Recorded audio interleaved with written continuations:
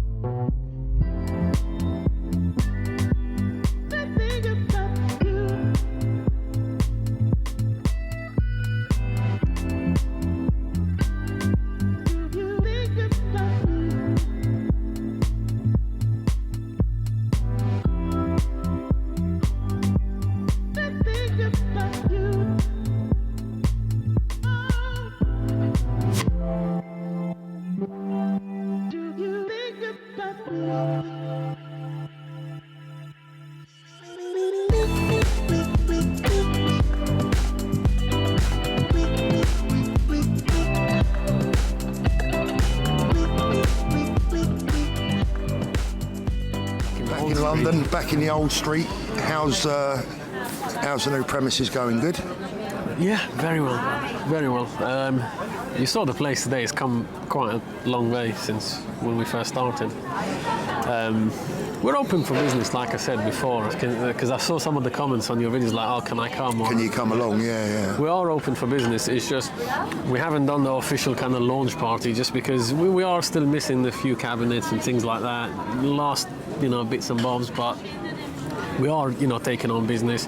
You're welcome to pop in. Just give us a call and we'll arrange it for you. No worries. So I've been around the shop today for a few hours. We had I've been doing a documentary, or helping doing a documentary with a Swiss TV company, RSC or RTS, one of the two. It's like the BBC in Switzerland, and I brought them down to see you guys today. It was quite an experience, wasn't it, really? It is, yeah. I've got to tell you, boys, this TV work is hard work. I mean, I was walking around all afternoon, and they're saying to me, can you take your jacket off? I'm like, it's freezing. I'm going to freeze to death here. But it was interesting. But I think it's good. Put it this way, I'm really pleased that, a big company like that, more importantly, this is a TV show that's going out in Switzerland, of all places. Reach them in their motherland. Reach them in their motherland, yeah. So it's good. It's good for us, and it's nice. It's nice publicity, but it's something different, isn't it? It is. I think as well the cause is nice, and mainly talking about the security aspect of the business and the robberies that happen here. Because, to my understanding, what we understood from the cameraman is that people aren't as aware of it. Yeah. Back there, back in Switzerland, as we are here. I guess they don't have the problem as serious as we do here. Yeah. Now, saying that as well, I think sometimes you got to reassure, not because I'm in the business, but we got to reassure people like, look, yes, things could go bad, but there are ways of minimizing the risk and trying to avoid it. Yeah. Just like how I always advise to, if you're walking out, cover your wrist. If you're not going to the best area, maybe don't wear anything at all, on your wrist. Well, we follow our own advice. If you see what we've done with the stories, we've secured it to the absolute maximum that we can possibly do. And you know, because it would be hypocrisy, isn't it? If I tell you to be vigilant yourself and then we're not. And I think we're trying to do our bit as a business, provide the customer with a very safe experience, very private experience. And talking about that, I mean, like I say, I've been around the store most of the day, and you know, you're getting some big players in, you know, some what I would call real top-notch customers. You must be pleased with that. No, we're really happy with that. I mean, we're really happy with the street that we're on, the area that we're in. You can see what kind of vibe we went for. It's a very customer-based shop. You know, I was meant to record with Paul. We were meant to record this video about a few hours ago. Yeah, but you've been too busy. And Paul ended up waiting, and then he went out with Alan eventually, isn't it? I mean, you wouldn't have thought I would sit down with the customer for 2 hours. But that's the kind of service I ended out with Alan. Alan got me in the pub, and he's got me drinking wine, which is never a good thing for me. But by the way, if my viewer from Norway is watching, that I bumped into in the pub earlier on, he'd just been to Harrods and picked up his Tudor Harrods edition. And nice to meet you, mate. That was good fun. But just to get back onto what we were saying about the shop and how it's designed around the customer, because, you know, many people told us, oh, you should be maximising space, you're paying Mayfair rent, your downstairs shouldn't be a lounge. This was the advice we're getting. Oh, it should be offices, I said, but it's all about customer experience. And, you know, we've held back from opening shop for so long. When we did it, we wanted it to be all about the customer, and like, it's not just having the luxuries there. The most valuable thing we can give you is our time. And how often do you hear about somebody just sitting down with a customer for 2 hours? 2 hours straight, and I can't make it up because you were there. And it's like, the customer said, he was so appreciative. He said, oh, I thank you for all the time you've given me, so on, so on. So I said, look, the only way I can show you respect is give you my time, because I can't offer you more than that. Do you think the watch world has changed a lot? I mean, you think about it, really, before the advent of, like, YouTube, the internet. I mean, I was selling watches before the internet was really out, you know, but, like, how much has the watch world that you work in now changed to, say, even the watch world that I left 3 or 4 years ago? Yeah, I mean, with us, sorry, a bit sparked up there. I don't know. What's that? I think someone's nicked something. No. It's this guy in the restaurant here. He gets a bit mad sometimes. But I mean, things have changed a lot. I think YouTube and Instagram, but mainly, to be honest, YouTube, because Instagram was big. I remember when I first started as well.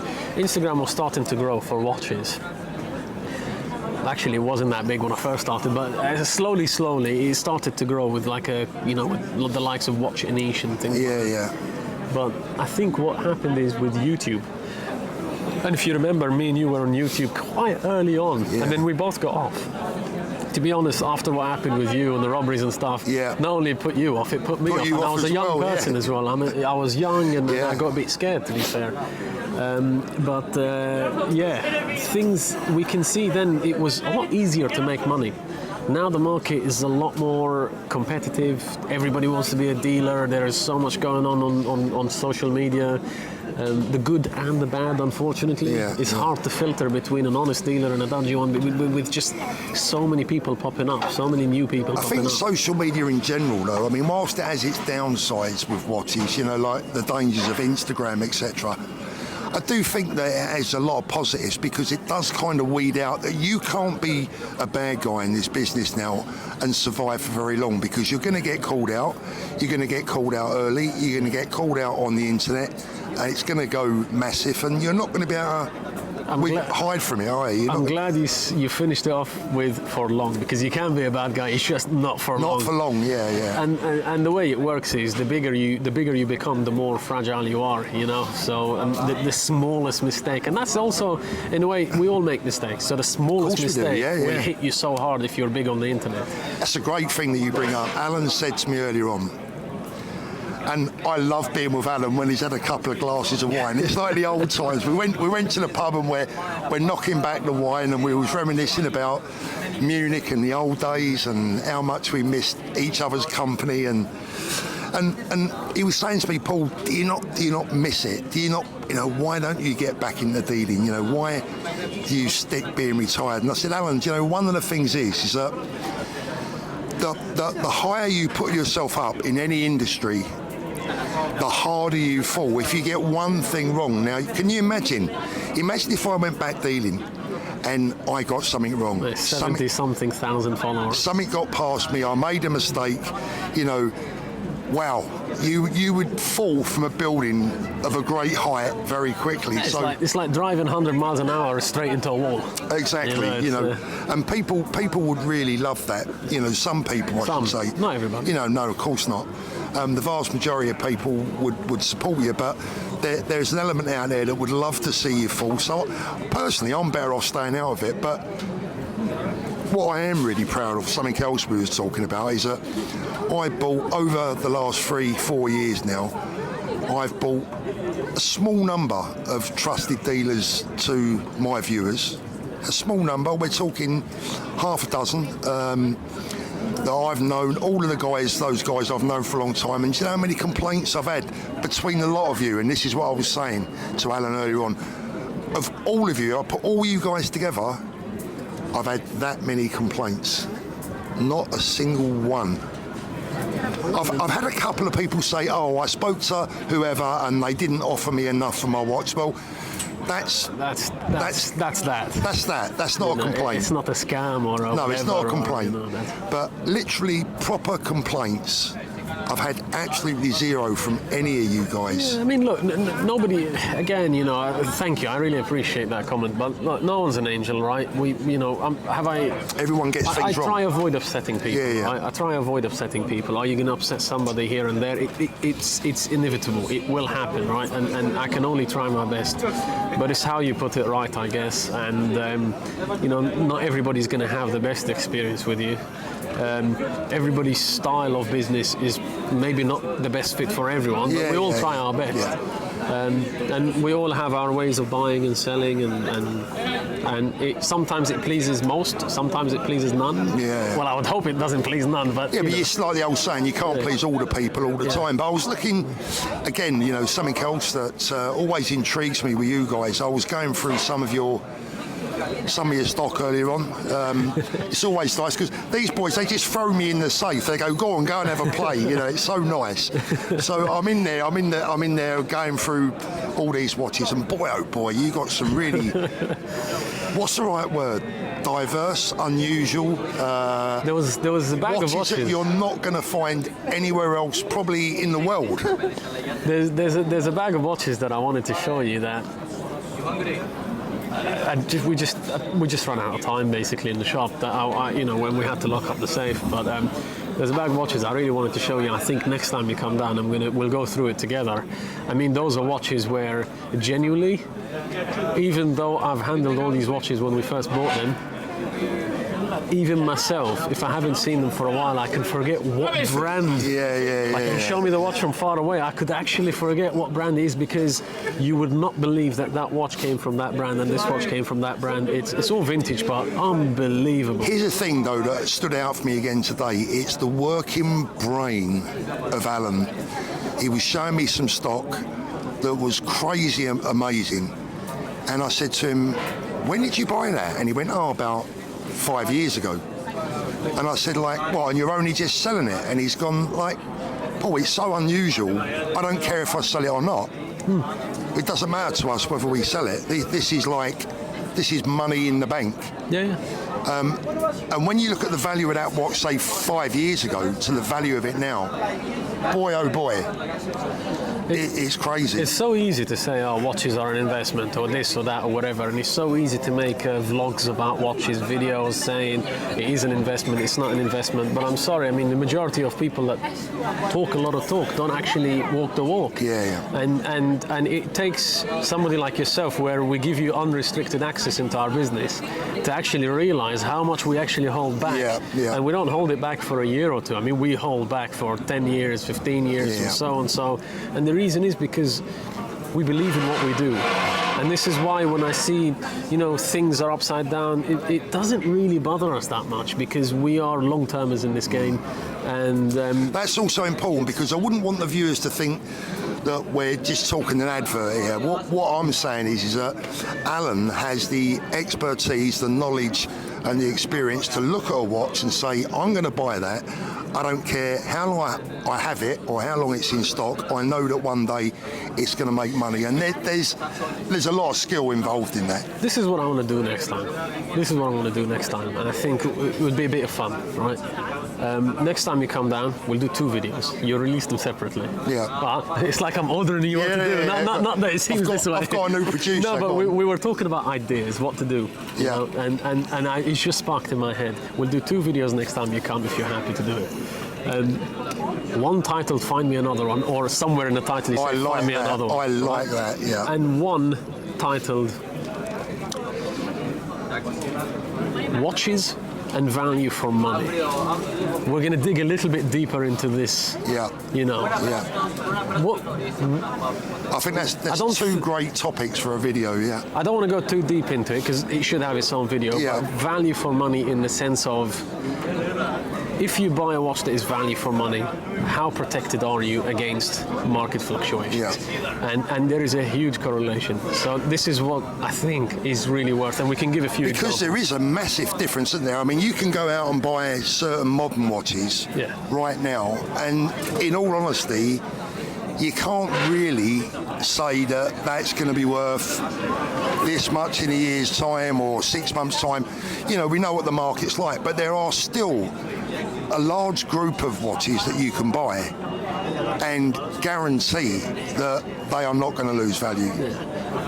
I want to really save it for that video. But I'll just give, just like you gave an example, I'll give one example. For example, go in for a, I don't know, chronograph watch, full gold case that is costing you about, and like a nice size, 38, 40 mil, something like this. A watch like that is costing you about, I don't know, 6.5, 7 grand, when it has about probably 3.5, 4 grand in gold alone. You know what I mean? It's, how safe is a watch like that? I mean, the answer is quite safe against market fluctuation, but you've got to be a long-termer in the game, not just a day or 2. But that's just one example. I actually want to give physical examples. We're going to go in depth into this topic. I'll prepare a nice tray of watches, one for each video. I think the viewers would love that. And you know, I think I'd like to get your input on that, and also Alan's input as well. And I will try. We nearly got him to come on and speak tonight, right? But he'll never show his face. But one day I'll get him to at least talk, hopefully. But I always say this because I'm never shy. You know, a lot of people ask me all sorts of things, obviously related to watches, but I will always be happy to admit that I was a watch retailer for many years. I consider myself, if you want to use the word expert, in some areas, but then there's another level. And Alan, for me, is one of the most knowledgeable guys, certainly in Europe, probably across the world. It'll be hard to find someone with more experience and knowledge that he has, even to the point where if I wanted a very rare Rolex authenticated, I would rather give it to Alan than take it to Rolex, because I know that he's going to have seen it before, whereas they may not have done, you know, without it going back to Geneva, you know, they may not have seen it before. Makes sense. I mean, you know, I've been lucky to have that exposure, you know. Yeah. All the vintage watches that I've seen, the watches that I see in a day, some people don't see in 5 years. Yeah, you're like... It's very lucky to be in that position. Yeah, you're really strange, because how old are you now? 28. 28. So you're actually like the 108, 28-year-old, aren't you? You've probably had you know, 100 years experience It's in your short time. It's like it was a fun ride. It was a fun ride because when I first started, Alan was just doing a wholesale business. Yeah. So, you know, I could have 50, 100 watches pass through my hands every day. he was dealer to dealer, wasn't he? Including when we used to sit down with you, and I used to always be there, Yeah, you know, yeah, yeah. recording all the prices, Yeah, going through the yeah, watches, yeah. matching the papers to the watches and all of that, Yeah. preparing basically the parcel for you to take. Yeah. So it's a lot of exposure, you know. So when you got a young guy, and when you're young, you're like a sponge. You just absorb it. Absorb it all, yeah. When you've got a young guy going through 50 watches, 100 watches at a time, and I'm pretty sure somebody will think we're exaggerating, but seeing is believing, and you were there. You know, Yeah. It's like when you see 50 watches on the table, 100 watches on the table. Hey, do you want Cartier? No worries. We'll bring a whole bag. Put like 50 Cartiers on the desk. I miss those Right. days. Me and Alan were saying we miss those days so much because it was a mini game of strategy. Okay, so I was one of the very few people that was actually allowed back to the house. to Alan's house. Right, nobody even knew where he lived, but I used to come over, didn't I? You would be there, Alan's family would be there, and Alan would have a glass of wine. Now my strategy was let him have a couple of free glasses of wine before we start talking prices, right? And his strategy was the longer the evening went on, the better the watches came out. So it's So you like, don't get bored. yeah, I knew as the evening went on that the best was still to come, and I'd go over there and I'd say, right, I'm only going to spend 150 grand tonight. That's it. Not a penny more. Doesn't matter what he brings out. That's it. And it would often end up considerably more, but It's a bit 50% more. 50% more. 100% more. But Alan was strictly dealer. You guys back then were strictly dealer to dealer. Yeah. I mean, it was fun because as well, you know, well, it's a thing with dealers, isn't it? When they sit down with you, they're very flexible at the start because, like, you come in, you haven't spent anything yet, so you're quite flexible. Yeah. Now, and because you haven't spent the money yet, you've got all the money that you came with. Not cash, just so it doesn't sound like it. Because you had all the money like unspent, basically, and sitting in your account. You'd be flexible on buying quirky stuff. Yeah. And then you get hit with all the stuff that you need to have in your shop right at the end, and you're like, oh. So we go. Yeah, I mean, I just used to love it though because some of the bits and pieces that I used to buy from you guys, you know, some of the ladies' Pearl Masters and just real unusual bits and pieces that I just couldn't get anywhere else. I don't know if I'm allowed to say that word. You can bleep it if you want, but I think Paul until now, I would reckon he was the ballsiest customer we've had. I think. You were as crazy as us. You were as crazy as us. Because all the watches that Paul used to buy, we now just sell them. Well, we built a good retail business ourselves now, but we now sell them ourselves. Yeah. You know, the type of stuff, the Piagets, the sapphire the stuff, the ruby bits and stuff, pieces, you know, the stuff that Paul used to like. Now we do well with it ourselves. But ready, guys? Find me another one. Yeah. Remember that. Never forget the words. Find me another one. besides us and Paul, I don't know a lot of dealers interested in those things because it's a ballsy move. Yeah. But it brings the right customers in. Yeah, of course it does. So, Yeah. But yeah, I think find me another one and I'll make you guess the brands. I don't want anybody to have a go at Paul because genuinely, until you come close, I say 99% of experienced dealers, until you come close to the watch, there's no way you're going to guess that brand. I'm confident, even with everything you've seen. I'm telling you, me knowing what the watch is, sometimes when you show it to me like a year later, 2 years later, I'm like, hold on, this is that brand? Yeah.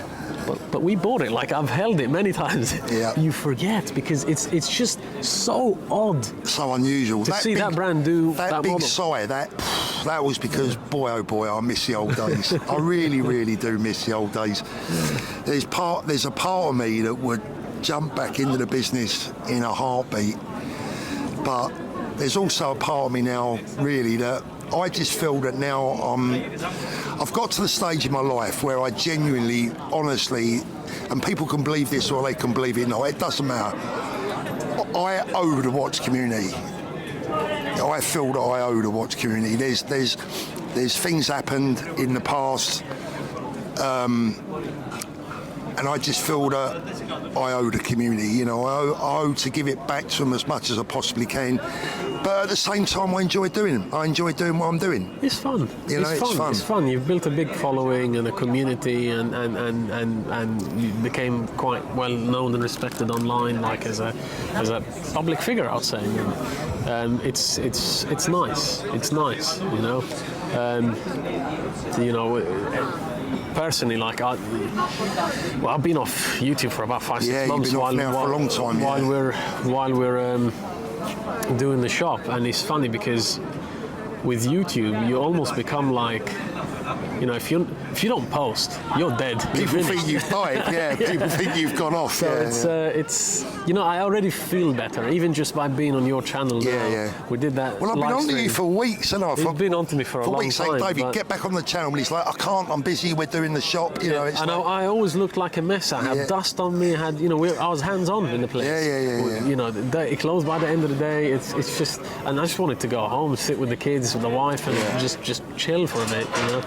Now it's like I'm really excited to get back into it. I already feel better, to be honest. You know, the first time you put a camera in front of you, after a while, it's so weird. So, guys, what I would say is, I know I can speak on behalf of Alan and David here. If you are in the area, give the guys a call.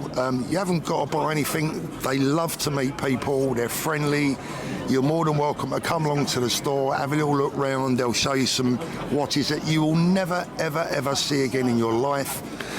And it's no obligation, right? Yeah, and pretty soon the display will get fuller. We're waiting on some stands and stuff. You saw in each window we have just one watch because we don't have the display stands yet. Yeah. But everything is in the making. Everything is on order. Everything's coming. But we still have cool watches to show you. And I think it'll be great fun. You know, I had both our viewers came in and had a lovely time with us as well the other day. It's just, it's nice. It's nice. They see a familiar face from me. I see it, somebody that we've never met in my life, but they feel very familiar because they know so much about us. Yeah. I think the nice thing as well, the one thing that I really like, whenever I go into if I go into a car show, say I'm looking for a car or a bike or a boat or a watch or whatever it is, the one thing that I really detest is to feel that I'm being pressured to buy, or to feel that I'm being undervalued. Yeah. You know, I don't want to be ignored, like, oh, you know, you haven't got the money to buy that. Yeah. And I don't want to be pushed. I just want to feel relaxed. I want to feel that I'm getting honest advice. And I want to feel that I haven't got to spend my money. You know, and if I feel that way, they're actually more likely to get my money. Yeah. I mean, look, that's what we're trying to aim for as well, in the sense of I would like to do some events in the store. So again, once everything is set up exactly how we want it, especially like if you're going to bring a large amount of people in, I want it set up exactly how we want it. Nothing missing. Blimey, events. What have you and Spencer? It's going to become like Las Vegas, isn't it? Well, we might as well, right? You know, we might as well. Absolutely. I probably can't have as many people as Spencer can have at once. I think Spencer. I think the way it's going, Spencer could probably get Queen's Park Rangers home crowd in his place. But with us, I guess we'll do it in smaller crowds. Yeah. So we'll divide it. So possibly get the viewers to kind of book a time slot, do like a £1 authentication kind of thing, just so like you book them on the time or something like that. And plus, so we know who to expect. But I know you guys. Not that we need the pound, but you know what? It's a security. A security thing, yeah. You know. But you guys, I think you guys are probably going to end up doing something together this year as well, anyway. Because although you're business rivals, as it were, you're friends in, you know. Yeah. You all have the same ethos, and you know. I think we'll do something nice together. Yeah, definitely. If once, I can only imagine the stress he's under with doing a new shop, because we've just been there.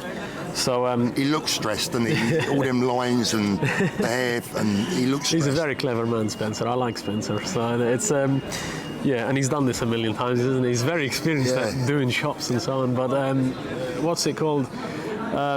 I think between each other we can hold really nice events, just social events. It doesn't matter. Yeah. A bit of it's exciting. Give and take with the customers. Exciting for the viewers and every single one of you guys out there that watch our videos. If you haven't seen David before, I'm sure you have, but it's David Clill, Watch Collectors.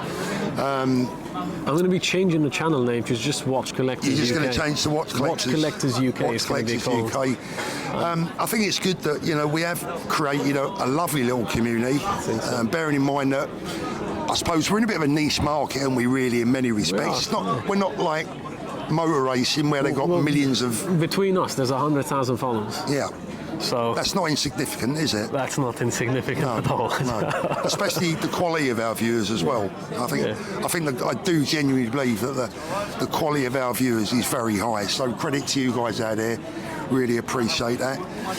David's treated me to a nice Nando's. Mrs. T's been on the phone. It's 9:15 on a Friday evening here.